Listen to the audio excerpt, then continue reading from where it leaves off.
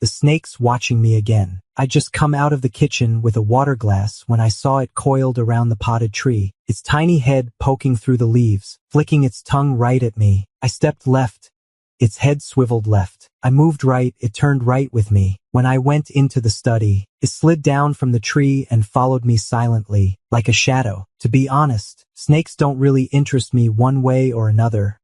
I don't find them scary, but they're not exactly beautiful either. I kept it because my buddy said they don't need company, don't need walking, and only eat once every 10 to 15 days. Super low maintenance. Won't it bite me? I asked. You're locking it in a box. That's not exactly a threat. Besides, black king snakes are docile by nature and rarely bite. Even if it did, the pain wouldn't be worse than a mosquito bite. My buddy and I've known each other 20 years.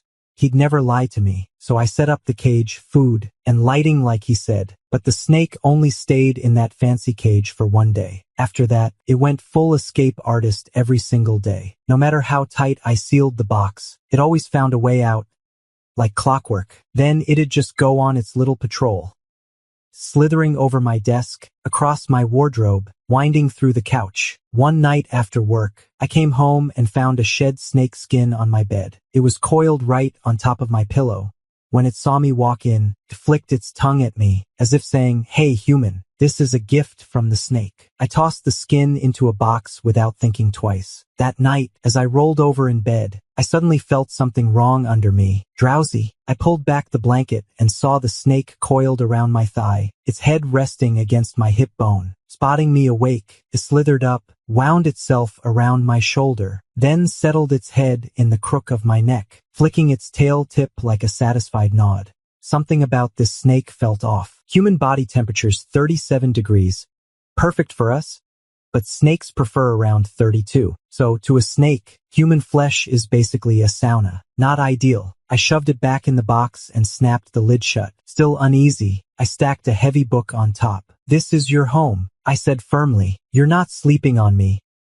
Got it?" The snake paced in circles inside the box like it was plotting escape. It butted the lid with its head. Dizzy, I needed a breather, try again later, but it wouldn't quit. Maybe the box just wasn't good enough? I double-checked everything, even reached in to feel the temperature myself. And that's when it seized its chance. Lunging out and wrapping around my wrist tight, I ignored it, focused on inspecting every inch of the box. Temperature control was solid, cool, and warm zones both perfect. Water tank had just been refreshed. Hiding spots were clean, no grime. Box was spacious enough. I couldn't find a single flaw, so I even called my childhood friend for advice. In the end, I came to one conclusion. This snake was probably just plain dumb. To put it bluntly, it was a total idiot. I let the snake coil around my hand and started thinking hard. Snakes are universally known for being low on IQ. They don't feel emotions, can't recognize their owners. No matter how long you live with them, they'll just see you as a harmless tree trunk. I stared at the snake's head, studying it closely. It was already tiny to begin with, nowhere near smart, but apparently it had been diagnosed as a brain-dead freak in its own kind. How the hell did it grow this big? My buddy said this snake was super docile. Never wandered off, just stayed put in the cage. Easy to care for, which is why he gave it to me. I seriously doubt it's the same one that came here. The snake lay on my palm. When it sensed how close I was, it flicked its tongue out, right onto my lip, a faint brush of sensation. But its pupils instantly snapped into vertical slits, like it had gone from curious to deadly in a heartbeat. My gut twisted. Just as I started pulling back, it shot forward like lightning, coiling around my neck, writhing, its tongue darting again and again against my mouth. It seemed fascinated by the feeling, probing me over and over. I froze. This was the first time I truly realized how fast a snake could strike. Played for ages, then finally gave up, too tired to move, and just stayed there, draped over my shoulder like it owned me, napping soundly. The next morning, I woke up and noticed a tiny split on my lower lip while brushing my teeth. Taking a closer look, there were 2 minuscule wounds, dried blood crusted over them. No need to think twice, this was definitely its doing. The snake slithered back again. It nudged the half-open bathroom door with its head, coiled around my leg and started climbing up, looping itself tighter and tighter until it finally twisted into a knot and settled on my shoulder, perfectly still. Seems like it's decided my neck and shoulders are its personal nest now. I let out a long sigh. Fine, whatever, 0 combat rating, brain-dead snake. Might as well just keep it. From then on, the thing stuck to me like glue. I'd be working in my study, and it'd show up. Out the door for work? It followed. Most of the time, it acted like a total idiot except when I tried to shut it out. Then I realized it wasn't as dumb as it seemed. The proof? No matter how many times I shoved it away, it always found a way to wrap itself around me anyway. How the hell do you explain to a snake that you can't bring it out in public? Sure, it's harmless. Wouldn't even hurt if it bit. But most people still freak out over snakes. I'd be happy, but everyone else? Not so much. After finding it in my pocket, my briefcase, and inside my hoodie's hood, I had no choice. I applied for remote work. The snake was thrilled. That night, it left me another shed skin. I put it in the same box as the others and grabbed my pajamas before heading into the bathroom. A tingling buzz ran up my calves, and I snapped my eyes open. Damn, the snake had snuck back in again. It only ever stays away during showers. Water's way too hot for it. Even if it were a total idiot, it'd know to scram when it burns. Get out! Before you end up crispy. I didn't care about finishing my wash. Hands still slick with soap, I lunged to shove it out the door, but my grip was slippery. My whole body coated in foam, and the damn thing just kept sliding back onto me. I fumbled and flailed, finally shoving it toward the exit. I exhaled hard, slammed the door shut, turned around, grabbed the shower head, and resumed rinsing my body with eyes closed. I let out a sigh of relief, closed the door, turned around, grabbed the shower head, and with my eyes shut, cleaned my body up and down. Why does this feel heavier than usual? I squinted open my eyes and looked down. The snake had somehow crawled back in, coiled around the shower hose, swaying with every rise and fall of the spray. I sucked in a sharp breath and yanked the shower head away like it burned me. The hose whipped around wildly, thrashing across the tiles like a live serpent under pressure. Dazed by the motion, the snake flicked its tongue and still tried to inch toward me. I gritted my teeth, grabbed it tight, marched out of the bathroom, and stuffed it back in the box, once and for all. Of course, the box wasn't going to keep it locked up, but I'm not dumb, I know when to run. I changed into fresh clothes, booked a hotel, and bolted out of the house without looking back. That night, I had this dream. Something so wild it's hard to even describe. In it, I was wrapped in a massive black python. The cold and heat twisting through me like fire and ice. I woke up with my face buried in my hands, mortified. Oh no. Did I really go off the rails from being single too long? No way, there's nothing wrong with me. The messed up one is that brain-dead snake. I grabbed my phone, wanting to check the security feed, to see if the thing had been behaving itself after I left. Then I saw it. Chaos in the neighborhood group chat. Out of 10 people on my floor, 9 said they'd seen a snake at home last night. I opened the photos. My jaw dropped straight off my face. That's not just any snake. It's that idiotic one. Where in hell did it go? The chat was still going crazy, demanding the property manager explain what was happening and call 119 to come trap the damn thing. I couldn't lie there another second. I sat up fast, ready to head back home. But when I yanked off the blanket, there it was. A coiled lump of snake, snoozing peacefully by my feet, scales shimmering under the light like a rainbow, tail twitching contentedly as if it had just finished a feast. Alarm bells screamed in my head. I'd picked the hotel for convenience, just a few blocks away, but even at top speed, it's 20 minutes to get there. How did that snake know exactly where I was in which room? And how the hell did it show up here?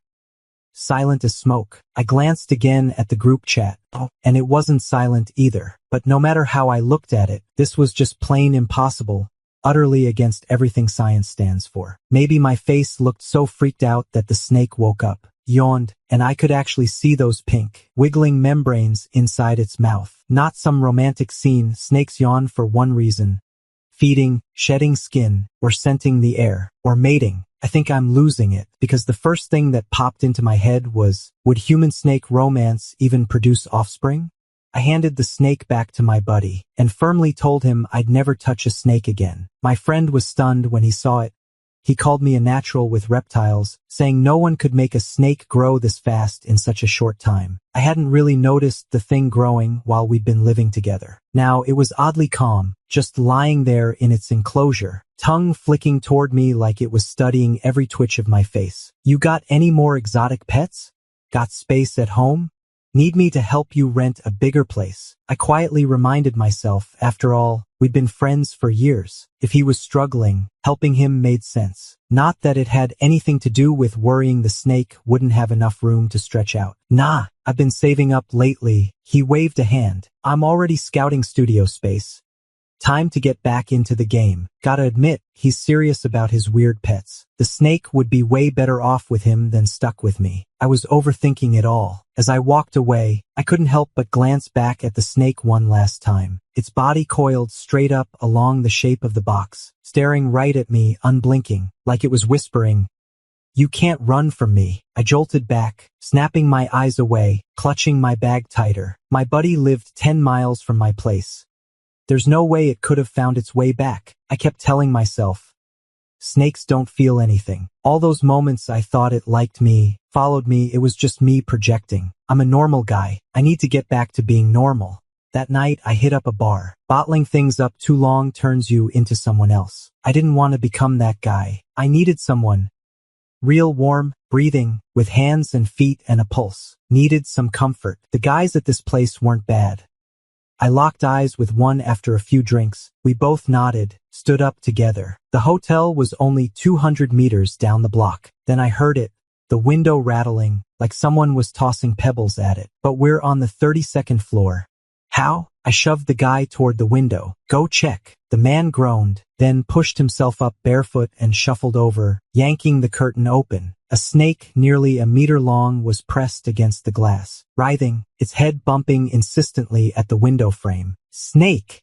He shrieked, scrambling back like he'd been burned, disappearing in a blur. I reached out to call him back, warning him he wasn't even dressed. But he was already gone faster than a tornado. Whoosh, vanished without a trace. But he ran really fast, like a tornado, and vanished in a flash. I exhaled. Wish his hips could move that fast too. The tapping stopped the moment he left. I stepped closer, staring at the snake through the glass. No point overthinking how it found me or climbed 32 floors. Not now. I slid the window open and let it in. It was filthy. Dust caked all over its scales, once shiny now dull. A half-rotted leaf stuck to its head like a cursed hat. It didn't coil around me right away. It just collapsed on the windowsill, utterly spent. Why won't you leave me alone? I said flatly. I never did anything bad to you. Snakes don't talk. And of course, couldn't answer. I reached out, and it slithered up my arm like a tired shadow. I gave it a wash, then offered my neck. Let it wrap around me like an old promise. It was exhausted, laid there on my shoulder, breathing slow and deep, fast asleep. I buttoned the top of my shirt, adjusted it just right, made sure no one would spot its presence, then headed to check out. I took it home with me. I've always thought of myself as a straight-laced kind of guy. For over 20 years, I played it safe: school, work, the usual routine. My grades were solid, my job performance decent enough. I dated a few times, and every breakup was clean, no drama. My life's been predictably dull. No wild success, but definitely zero bumps in the road. Then came that damn snake, and everything changed. Even though I kept telling myself snakes don't feel emotions. That thing probably has no clue what it's doing. I let it do whatever it wanted. Could slip in and out of anywhere, anytime, including, well, inside me. Never attacked me. Its favorite pastime? Coiled up on my body, asleep like a dead weight. It never interrupted when I was working, unless I got too absorbed in my phone and ignored it. Then suddenly, thwack! Its tail smacked me hard. The only real problem? My period. A few days later, the snake's shedding phase kicked in, and its shedding phase kicked in. Snakes go through a blind phase when they shed. No sight, total anxiety, high aggression. I couldn't take it out with me, but I wasn't about to leave it alone at home either. Not after last time, when it nearly followed me out like some creepy stalker. I didn't expect the snake to shed so fast. Had a plan with a friend, but couldn't leave it alone, so I just asked them to come over instead. Lucky for me, they didn't mind at all.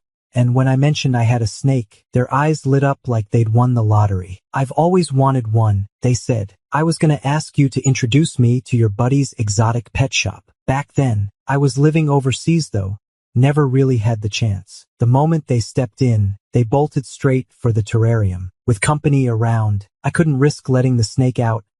It'd just sneak off and follow me like a shadow if it got the chance. So I shoved my old pajamas into the box, built a quick nest, and tried to negotiate with it. Just stay in here for a sec. Now the snake was practically buried under fabric. Just a twitching tail tip peeking out. Oh my god, that's so damn cute. I'm melting, they gasped, clutching their chest like they'd just seen heaven. Can I touch it? No way. I shook my head. It's in its blind phase. It'll bite you. Worst case? A little nip. Before I could even react, they'd already yanked the lid open. Too fast. I barely had time to stop them. The snake lunged, coiled tight around their fingertip in a flash, and they screamed like someone had set fire to their hand. Easy now. Easy. Just let go. I grabbed it quick and pried the coils loose. The familiar scent calmed it down fast. Still blind, but its tongue flicked against my wrist like a soft question before wrapping around my forearm in seconds. It was about to shed.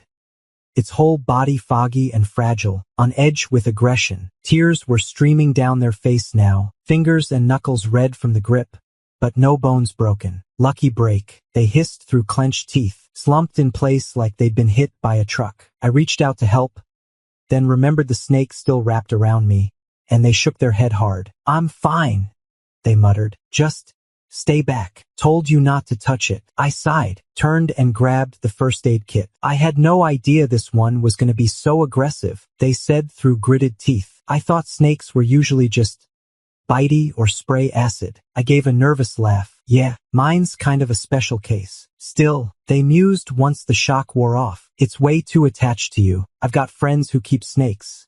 Some are even friendly enough to handle without running off. But this is like it thinks you're its soulmate. I ran a hand over the snake through my clothes, soft and gentle. Yeah, lucky me. Hey, what's your snake's name? My breath caught. My friend stared at me, stunned. You've had it this long, and you never gave it a name? How the hell do you even talk to it? I don't really call it anything. It was with me constantly, clinging like a second skin. Why bother? Just give it a name. That's how you bond with your pet. The snake shifted under my shirt, almost as if nodding along. But I couldn't treat it like some ordinary pet. Our connection was too wild, too out there. If this ever hit the screen, the documentary would need a warning label. Strong visuals. Viewer discretion advised. I used to think it was a bit slow on the uptake. I said with a grin, so Leo it is. That night I dreamt again. In the dream, the man's face was blurred, but his body was solid and strong, scales glinting beneath the skin, a faint hint of that sleek mermaid line tracing through. I woke up dry-mouthed, throat cracked and raw from the dream's heat. My eyes snapped open, and what I thought was just a fantasy, it wasn't. Maybe I'd been expecting it. Knew Leo wasn't just some ordinary snake, so when he actually turned human, shock didn't hit me like a brick. He was massive. His arms were nearly as thick as my legs. Clearly, hanging on to me all that time had taken serious strength, and he'd built himself a beast of a body from it. His upper body was human, but his serpentine tail still coiled around me. When he saw I'd awakened, he stammered my name. Michael. Even though he'd taken human form, the snake in him hadn't changed much. He didn't even glance at how huge he now looked, just pressed himself right back against me. I asked him straight out where he came from. Didn't they say no more spirits after the founding of the nation? Is he really a demon or something else entirely? Of course, he lives up to my old nickname for him. Dumbass. He doesn't have a clue about his own past. No matter what I ask, all he does is stare at me with those unervingly clear eyes. Then, when I'm done talking, leans in again, murmuring something muffled and desperate. Michael! Like, I've taught him so many human words, but the only two he's actually gotten right are these. Michael, like, and surprisingly, he's a pro at household chores.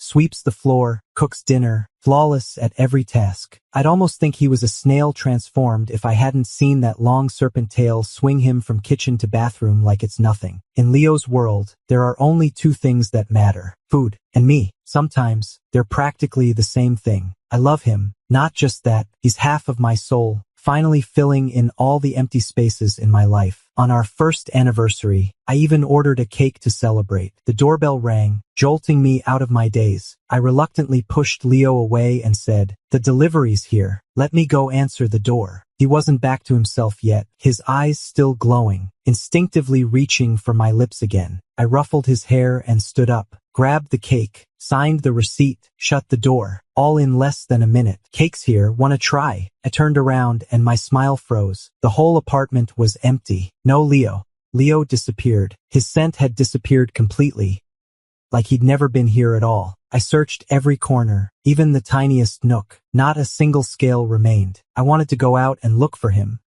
but he never went anywhere alone. I had no idea where he might have gone. I thought I knew him so well. Knew he liked water, loved meat, always curled his tail around my leg when he slept. And yet, I didn't know him at all. I had no idea where he came from, what he really was, or if he'd ever come back. His presence was invisible. When he was here, I couldn't introduce him to anyone. Now that he's gone, I can't even talk about him with my friends. To them, I'm just a guy depressed over losing a snake. They don't know what I've really lost. Not a pet, my lover. I accepted his kindness, but still turned him down. I'm not keeping another snake. A day, a week, a month, a year. The snake enclosure started off getting cleaned every single day. Then eventually, I shoved it into a storage box and let it gather dust. I'm not hurting anymore. I can function normally at work, live my life without falling apart. Sometimes I wonder if Leo was just a ghost in my head. Maybe I cracked under the pressure, and he was never real, just some fantasy I made up to cope. But the surveillance camera in the living room clearly proved to me that Leo had indeed existed. Still, I worry about him. He's not someone who'd just vanish without a word. Something must have happened. Something that left no time for goodbye. And yet, it's been this long, and he never showed up. Only two possibilities remain. He's dead, or he's alive, but decided he didn't need to see me again. Either way, I should let go. Still, my body remembers the pull of him. Every month, for a few days, I lie awake, tossing and turning through endless nights. After yet another sleepless night, eyes raw and heavy with dark circles, I showed up at work. My boss called me into his office and handed me a transfer notice. Thanks to solid performance, I've been picked for promotion, back to headquarters. "Congrats, Michael." He smiled warmly. "If anything big comes up at HQ, you'll be the first to know. Keep us in the loop." Yeah, the transfer was sudden. Headquarters needed hands fast, and I was told to report as soon as possible. I was still at the branch office by 9, but by 10:30 I'd already showed up at the headquarters door, suitcase in hand. The front desk gave me an elevator card and sent me straight to the 26th floor. The atmosphere here was way more serious. Employees were all rushing around like they had somewhere urgent to be. The secretary greeted me, explaining I'd be filling in for the assistant who'd just left. She handed me a file folder nearly as tall as me and told me to get up to speed fast. As she was leaving, she asked one last question. "You afraid of snakes?" I blinked, caught off guard, didn't answer right away. She pushed open the locked door to Mr. Daniel's office and pointed at a massive snake enclosure that took up almost a fifth of the space. "Mr. Daniel's got a soft spot for snakes. Mostly he takes care of them himself, but if he's out on business, you'll need to clean the tank, change the water, feed it." Inside the enclosure, an adult black king snake lay coiled in the corner, half asleep. Maybe it sensed eyes on it. Suddenly it reared up, flicked its tongue out, and turned its head straight toward me. My stomach dropped. Blood rushed to my face. Even after all this time, I recognized it instantly. That snake was Leo. Even through the box, I could clearly sense Leo's restlessness. He kept pacing around the enclosure, pressing himself against the walls like he wanted out. Seeing no fake smile or forced calm on my face, the secretary relaxed and started to close the door. "Just leave it." I pointed at the agitated snake. "It looks like it wants out. The seal's solid, won't get out," she said casually. "And once you're here a while, you'll see. It's usually dead still, just curled up in that corner most of the time." "Could I, maybe touch it briefly?" I asked. I heard snakes can sense strangers. Thought if I got close early on, it'd calm down faster. Seeing the secretary frown, I added quickly, "After all, it's Mr. Daniel's prized pet.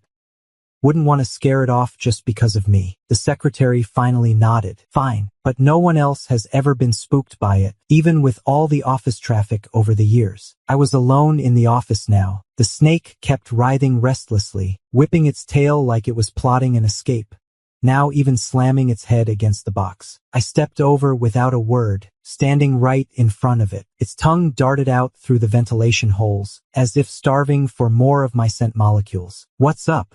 Did you finally get yourself a rich sugar daddy and forget about me? I ignored its hunger. After a whole year, all that bottled up anxiety, pain, and rage just spilled out. I wished he were really dead. At least then I could lie to myself that he'd loved me after all. But now the truth was staring me in the face. Headquarters was only 6 kilometers from home. With his connections, finding me? Child's play. I gritted my teeth and snapped. Leo, I can't believe I actually fell for you. I'd been at headquarters a week. Spent the whole time cleaning up after Leo. Mr. Daniel was out of town. Rumor had it, one of the overseas branches had screwed up big time and was now begging for him to come fix it. I changed its water every day, and every day, Leo tried to coil around my hand. But I didn't give a damn. Each time, I yanked it off with zero hesitation. Once, I accidentally ran into a coworker who nearly jumped out of his skin. Can you be a little gentler? If anything happens to this snake, we're done for. Relax. I forced a laugh. Mr. Daniel's sharp knows right from wrong. He won't blame you guys. The coworker stared at Leo, still squirming inside the box, pressing its scales against the plastic as if trying to reach me through it. Her shock slowly melted into disbelief. Honestly, I've watched this snake for a year. Never knew pets could actually have favorites. They really do pick their people. Instinctively, I shook my head. Nah, I thought it was just trying to choke me. Is that so? My coworker, clueless about snakes, bought my lie hook, line, and sinker. Next thing I knew, it was weekend. Saturday, I stayed holed up at home all day. Sunday, I couldn't even lie still anymore. Sure, I kept saying I'd lost my mind falling for Leo. But let's be real, I still had feelings for him, even if he was just a damn snake. Ever since we met again, he'd stayed in snake form. No idea what happened to him, why he couldn't shift back into human shape and talk to me like before. The office was dead quiet over the weekend. I stepped out of the elevator and right away spotted the CEO's door ajar. Who's in there? Curious, I drifted closer and pushed the door open. A tall man stood with his back to me, staring at the snake enclosure. I tapped on the frame. Hey, he turned. His eyes locked onto mine. My breath hitched. Suddenly, clicked. That's why Leo couldn't become human. Because there was already a fully formed human-shaped Leo. One man, one snake. Both staring at me like I just walked into a nightmare. But honestly, I knew Leo too well. After all this time, even after not seeing him for so long, I didn't feel scared. If anything, there was a weird sense of calm building inside me, like I was about to finally figure it out. Wanna talk? I broke the silence first. Leo's breath came fast. His eyes burned with intensity. He was at my side in an instant, pulling me into a crushing hug. Kill or be killed, that's his nature. In that moment, I knew I was prey in his eyes. Easy, I snapped, pushing at him. You're gonna break me. But he towered over 1.90 meters, like a mountain to me. No chance of moving him. Leo held me tight, like a parent with a child, pacing slowly through the office while murmuring soft reassurances. When I finally calmed down, night had already fallen. Leo carried me over to the snake box, opened the lid, and nuzzled my cheek with his nose in a coaxing way. I grunted softly but still let out a trembling arm, letting the long-suffering serpent coil back around my wrist. Wrapped in snake and arms, drowsy from exhaustion, I yawned deeply. If you're not there when I wake up, I'll never forgive you. Don't worry, he said, voice low and sure. I'm staying with you forever. At last, I slipped into a real, deep sleep. When I woke up, I ate breakfast while Leo explained everything. His real name was Daniel Jiang, heir to the Jiang group. The Jiang family line had only one child through generations, bound in blood and bond with snakes. 2 years ago, he'd been in a crash. His body made it to the hospital, but his mind was shattered, barely clinging on. He'd somehow fused into a snake's form. Half-dazed, confused, accidentally swapped bodies with my childhood friend's serpent. I nearly choked on my own breath. I mean, come on, 20 years of friendship with my bestie? He'd never send me a dumb snake. Daniel stared at me, his face tinged red, probably realizing how brain-dead he'd been back then. He cleared his throat awkwardly. He's human, not some mindless serpent. He can't act like a snake all the time. But giving me his shed skin? That's his way of saying he likes me and wants to marry me. Taking it meant I accepted his proposal. I rolled my eyes. Jiang family still into forced marriages. Ha! I didn't even know what the damn thing meant. Then suddenly I'm tied to him like some kind of arranged bride? Daniel just shrugged it off with zero shame. Well then, since you've bullied me this hard, you're gonna have to take responsibility. I gaped at him. Excuse me? Who's bullying who here? You started. Started what? Daniel played dumb, eyebrow raised. I shut up. Even though I knew my relationship with Daniel was kind of messed up, I couldn't just admit to being a weirdo myself. Don't change the subject. I snapped back. You've been gone forever. Did you lose interest? Never, he said, dead serious. Every Jiang family member has only one partner in life. I'd never betray you. Daniel said that when he was by my side, his consciousness came and went. It wasn't until I gave him a name and acknowledged his identity that he could finally take human form. Realizing he was actually a person made the body in the hospital start healing too. But he still couldn't remember anything. Where he came from, who he was. Then one day he just vanished. He'd fully healed, but had no time to say goodbye before his consciousness got yanked back. That's why it felt like he disappeared without a trace. But once back in his body, all he could remember was having a lover. Just couldn't recall my name or who I was. Until the day I saw his serpent form in the office and said, Leo, his memories snapped back into place. So, if we hadn't stumbled back into each other's lives, you'd never have remembered at all. I couldn't help frowning. I'd have figured it out eventually. Truth is, for a while now, I've been dreaming in clear images. Your hands, your lips, dreams. Yeah, I keep seeing you. I didn't dare ask what kind of dreams they were. The snake's mind was only ever about one thing, eating me. If he dreamed of me, it wasn't with a blanket and small talk. Daniel gave me a serpent-shaped ring, a token for Jiang family wives. After we reunited, the way we were together changed. The biggest shift? Back then, it was always him wrapping around me. Now it's me stuck trying to keep up with him, forced to stay wrapped around him constantly. Because Daniel gets jealous when his serpent form goes hungry. Humans need jobs, social lives. We can't be glued together 24/7 no matter how close we are. But his serpent body? No problem. To keep them straight, I call the man Daniel, the snake Leo. Leo doesn't have Daniel's brain. Just raw instincts and fragments of memory. So ever since I reunited with Daniel, Leo has refused to stay in the cage. Every day, it tries every way possible to wrap itself around me. If Daniel locks him up on purpose, Leo just keeps slamming into the bars until he passes out. And then Daniel faints too. No choice left. Daniel finally gave in and let Leo stay wrapped around me all the time. Leo's usually good as gold. Just need a quick rub now and then, and it'll curl up inside my clothes, hidden from sight. Daniel doesn't like that one bit. Every time, he'll pout and ask me, who do you love more, Leo or me? I can't even think about answering that. No way. All I manage is, I like both. 6 months later, on a bright sunny day, I wore the serpent ring and married Daniel and also Leo. From that moment on, both the man and the serpent became my husband.